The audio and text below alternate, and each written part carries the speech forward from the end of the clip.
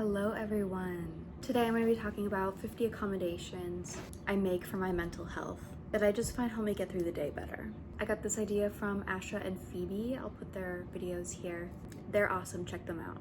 But without any further ado, let's get into this list. Some of these are going to be bigger accommodations, some are smaller, but they're all helpful to me and my daily life.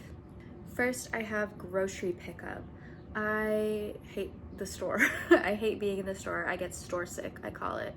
And so if I have to go grocery shopping, I prefer to order online and do pickup. So I don't have to physically be in the store with all the people and the fluorescent lighting and sounds and smells. Fortunately, my husband really likes to grocery shop. He likes to cook and do all that, so he prefers to go, but when I have to, I like pickup.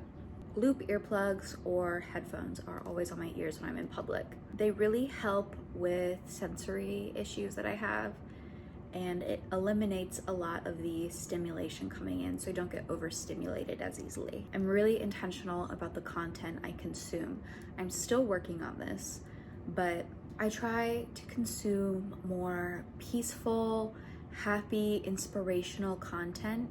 I have noticed a huge difference in just my general stress and anxiety levels. Sometimes when I try to watch more quiet content, my brain is like, this is boring, but I think it's okay that it's boring. I think it's good that it's boring because I want my brain to dial back from the shocking, in-your-face, crazy content and just chill out a little bit. I feel like we are what we watch. If you're always consuming like public freak out, whatever, like that does something to your body, you know?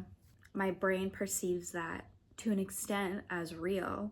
And it's like, oh, I don't want this to be my life. I don't want to be experiencing this multiple times a day.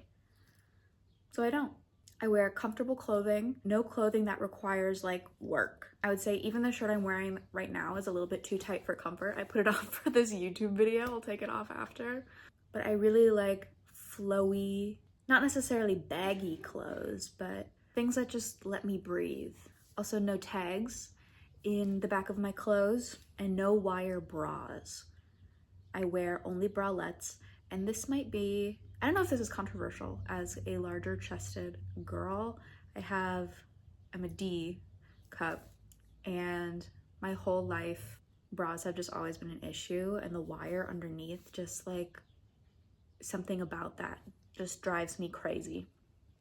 So I only wear bralettes really, and I found ones that are pretty decent support. Target has some good ones, but I'm just not willing to compromise my comfort anymore in that way. I use Finch. This is not sponsored, but Finch is amazing and is what helps me get out of ruts every time I get into them.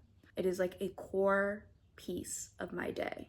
It lets me like do daily habit kind of things. It gives me dopamine whenever I get to like check off a habit. I would say I am way more productive when I use Finch versus when I don't. And I just feel better about myself. I really like it.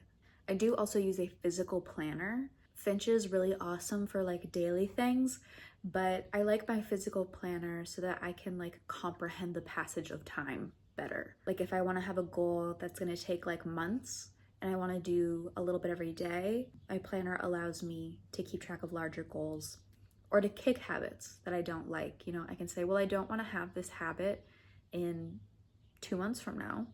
So here's my plan to get rid of that habit, that sort of thing. I eat the same breakfast every single day. It's oatmeal with peanut butter and bananas or blueberries, depends on the day. But I feel like that just helps me not have to make a decision in the morning. I want to like make as few decisions as possible in the morning when I'm getting ready. And it keeps me full until lunchtime. Since I eat it every day, I really look forward to it every morning. I'm like, oatmeal? Yeah, sounds delicious. Make some of that. And I'm considering maybe doing something similar for lunch because food has always just kind of been an issue for me. Figuring out like how to feed myself. I'm thinking for lunch, I might do like a rotation of a few different kinds of salads. We'll see. I also don't let any of my food touch. and I eat one thing at a time. I don't know why I do that. That makes my brain feel better. And so I'm just accepting that. I'm like, you know what? I literally used to be like, just eat normal. Stop eating like a weird person.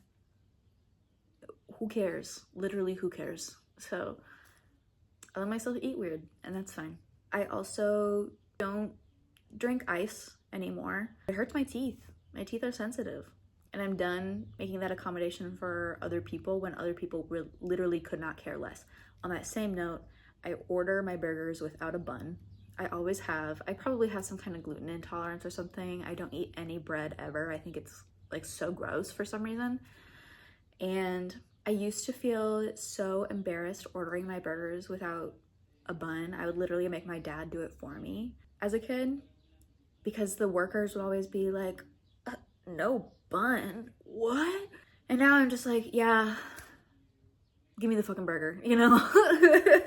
Well, we're still talking about food. No dairy without lactate because that absolutely affects my mood. And I noticed in Astra and Phoebe's videos, they both said that they look up menus before they go out to restaurants.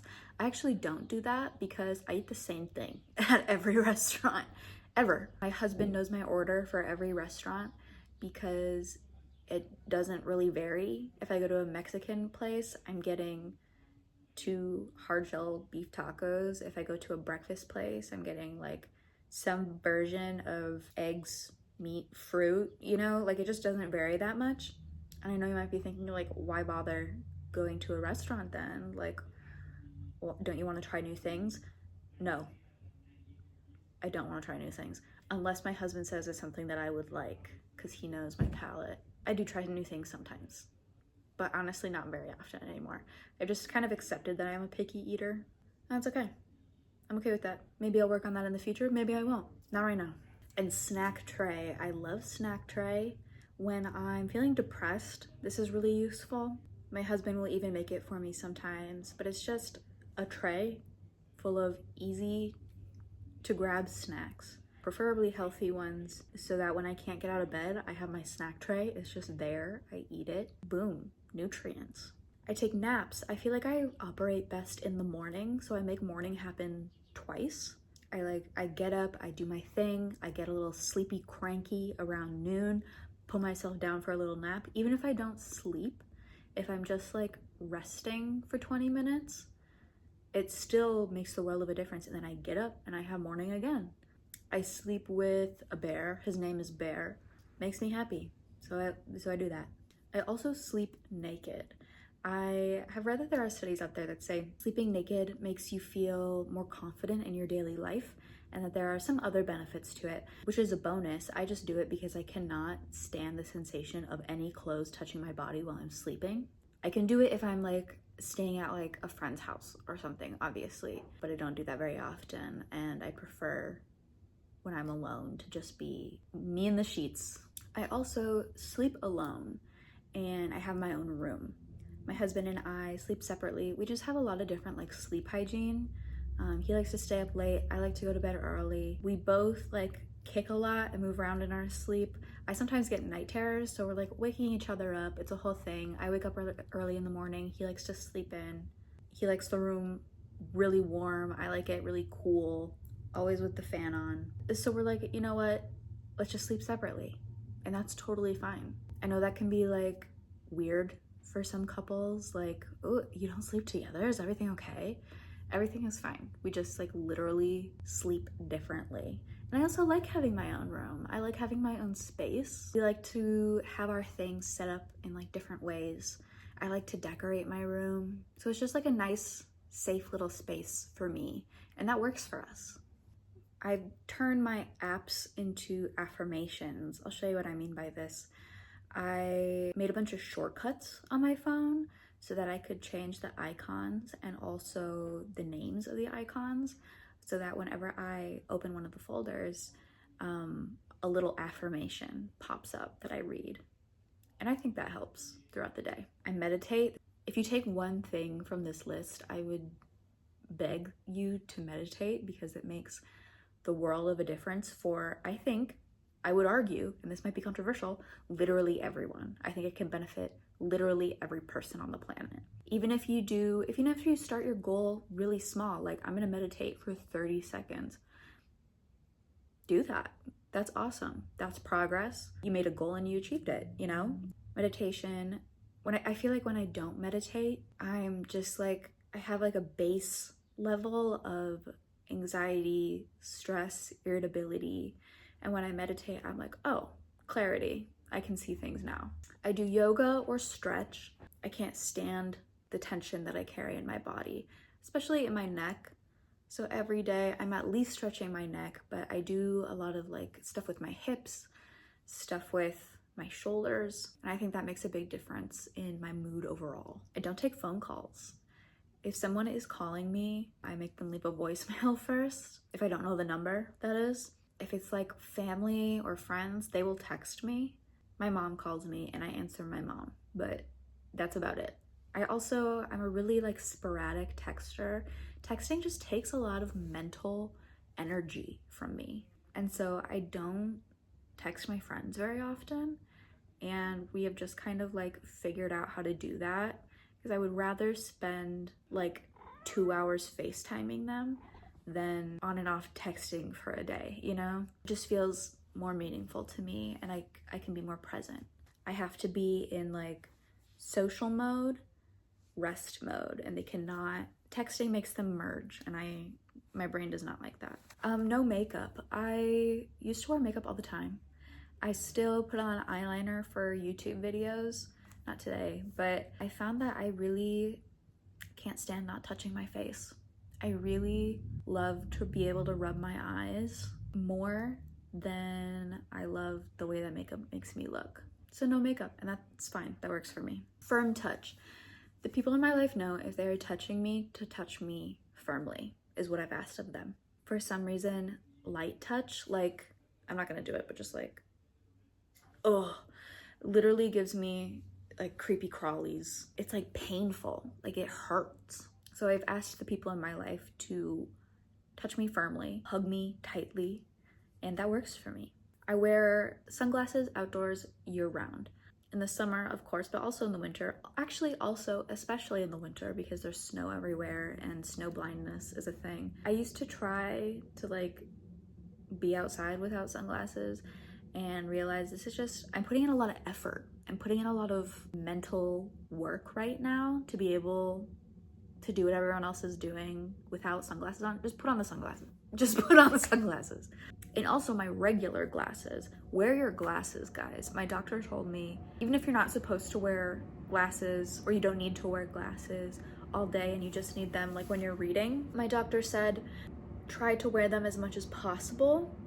Even though my eyes don't necessarily need them, it is helpful because in the evenings, I might feel a little bit more worn out or stressed or whatever because my brain has been working so hard all day without my glasses. So just to like save my mood, I've started wearing my glasses pretty often. I do telehealth appointments whenever I can. Going to in-person appointments, I will procrastinate forever and ever. Obviously, I have to go in for some things, but if I can do it remotely, I will do it remotely. Text arguments. So my husband and I figured out that if we pause our arguments in person and say, you know what, let's take some space and text this out together. That is really helpful for us. That is enormously helpful because texting gives you the time to think about what you really want to say. There's no interrupting. You read the person's whole message, you get to see all of the points they're making, think about it, process it, have your emotions, and then reply in a way that you can think about more thoroughly, that you can read over before you send it to make sure that your tone is coming off how you'd like it to make sure that you are being kind and coming from a loving place. And there's also no arguing about who said what because it's all right there. You can just go back and read what was said. It's really helpful for miscommunication type situations, and we will probably never go back to in-person arguments. I feel like when I'm angry or upset, my brain like forgets what my points are and I just like go blank. So texting also helps with that. And it just turns the volume down on everything. We also say this phrase, did you mean to say that like that? That is a tool that we use when we are perceiving something from the other person, when we hear that their tone is crazy. Before we respond angrily or whatever, just check them. Did you mean to say that like that? And that lets the other person know, like, hey, your tone is crazy right now. And are you aware of that? If you are aware of that, can you like cut the shit and just tell me what's up? I would say that is a great accommodation we have made that eliminates a lot of arguments, like a lot of arguments. So many of our arguments were just perceiving tone from each other that like didn't exist, and then responding with a tone, and now the other person's responding to that tone, and it's just messy and unnecessary. Next, something I'm working on is comfortable silence, not oversharing, not compulsive truth telling. That's an accommodation I would like to make in my daily life for myself, which I think I'm getting a lot better at. I think I'm getting a lot better at just sitting in silence. I feel comfortable in silence, but I get worried that other people don't feel comfortable in silence. And so I tend to fill in that space with oversharing.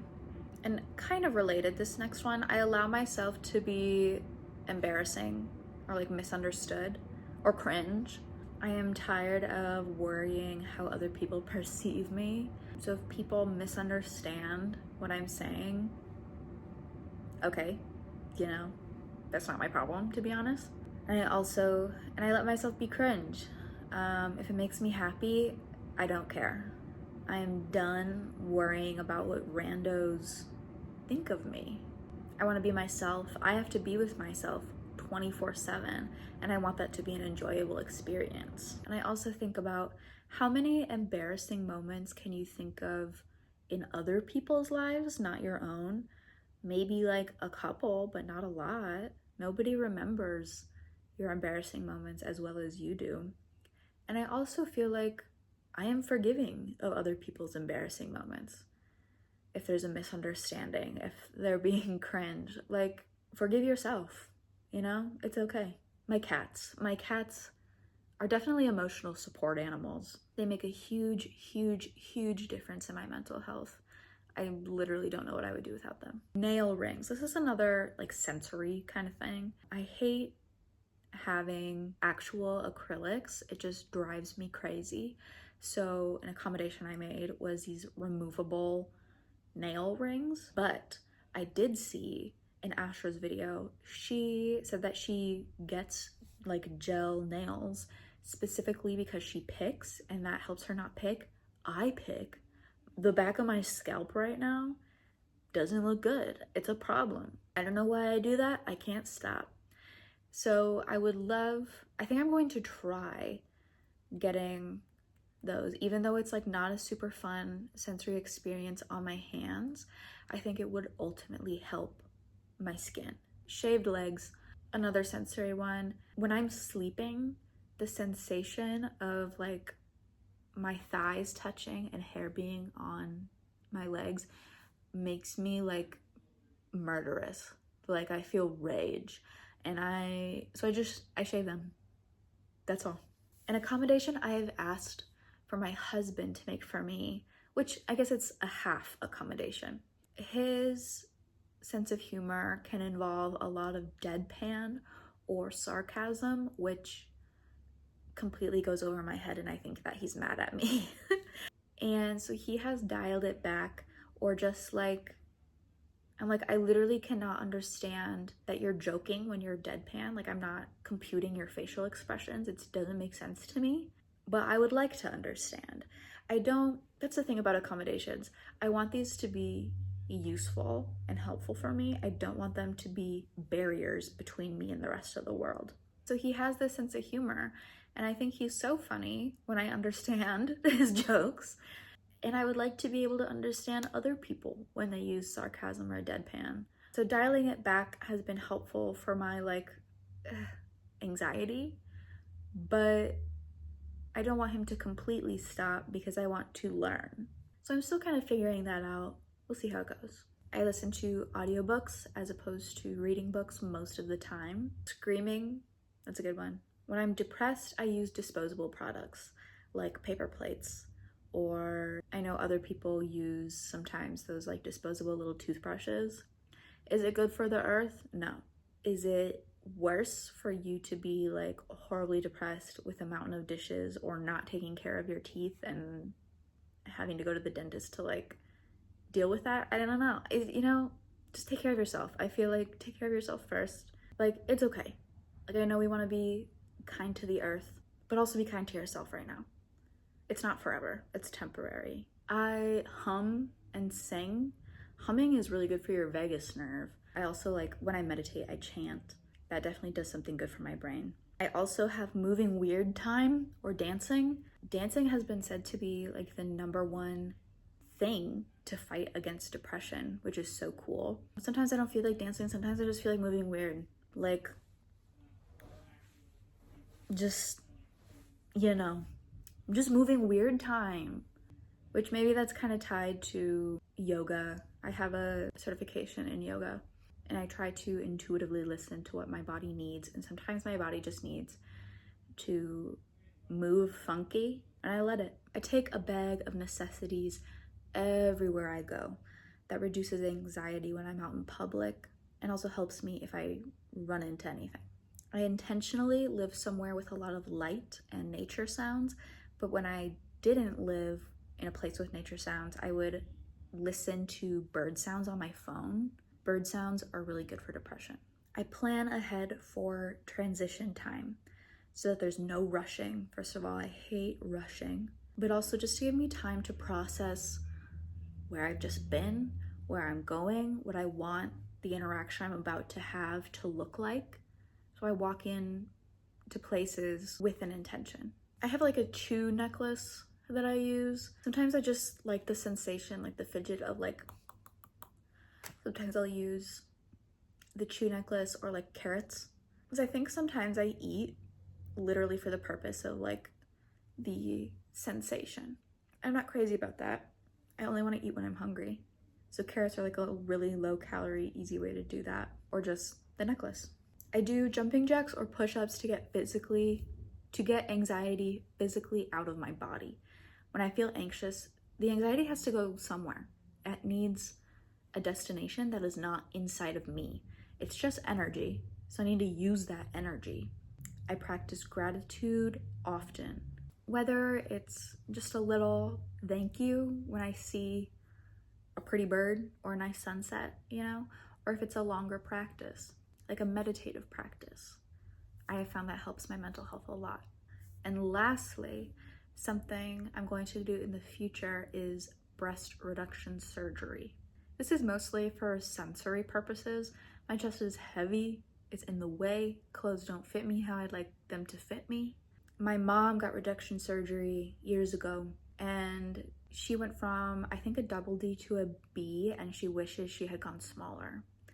I think I'm going to wait until after I have kids because I'm worried that they'll just come back. But I think I will feel a little more comfortable and at ease in my body with a smaller chest. That's everything. I would love to hear what are some accommodations that you guys make for yourself. Did anything on this list inspire you? Is there anything that you're working on? Thanks so much for hanging out with me. I'll see you guys next time. Bye.